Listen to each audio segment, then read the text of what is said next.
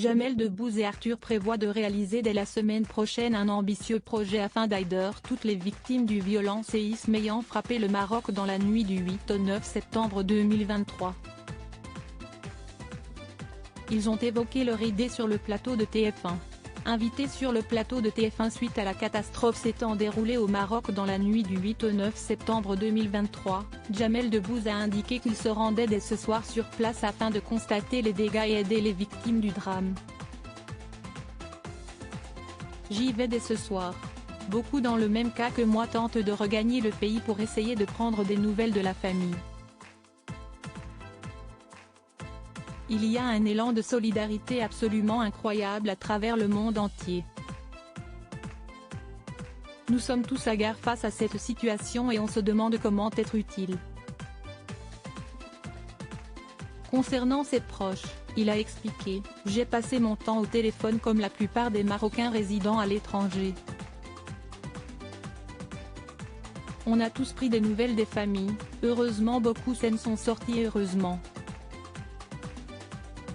On se rend compte avec tout ce qu'on entend que c'est catastrophique, que jamais de l'histoire de ma famille en tout cas on a vécu une chose pareille et il y a une très grande angoisse en ce moment au Maroc. Un projet artistique pour aider les victimes à ses côtés, Arthur, né à Casablanca, a également dévoilé le projet qu'il compte mettre ensemble en place rapidement afin d'aider le peuple marocain. On a décidé de réfléchir à une grande opération pour essayer de récolter un maximum de fonds et venir en aide. À partir de demain on va commencer à tourner un clip avec beaucoup d'artistes et de célébrités. Jamel a pris son téléphone et tout le monde a pris son téléphone. Un clip qui sera diffusé partout sur les réseaux sociaux mais surtout sur les chaînes de télé. Dans Le Parisien du dimanche 10 septembre, Gad Elmaleh a également indiqué qu'il souhaitait se rendre sur place afin d'apporter du soutien aux Marocains. J'ai envie d'aller auprès de ceux qui ont été choqués et éprouvés et de m'asseoir à côté d'eux, comme on réconforte quelqu'un dans le deuil. De tendre la main physiquement à une personne qui est dans la détresse, si est mon devoir. A-t-il confié. Présent sur place au moment du séisme, Teddy Riner a de son côté vécu les événements de plein fouet comme l'a indiqué son coach auprès des journalistes de l'équipe. Parti faire un stage à Marrakech, il a ressenti les violentes secousses de magnitude 7 qui ont frappé le pays. On était à l'hôtel, dans le centre-ville de Marrakech, raconte son coach.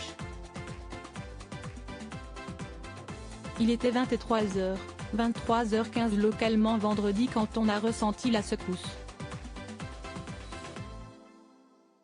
Ça a duré une bonne minute, on a entendu la sirène pour évacuer l'hôtel. On a pu y revenir à 2h du matin. Ce qui était le plus impressionnant, c'était la panique, les gens couraient dans la rue pour éviter les débris. On sentait que les gens avaient très peur. J'ai déjà vécu 2 fois des tremblements de terre, au Japon, mais là, ce n'était pas les murs qui tremblaient mais le sol. Mais là, comme ils ont dit dans les journaux, c'était 7 sur l'échelle de secousse, ça fait un peu bizarre.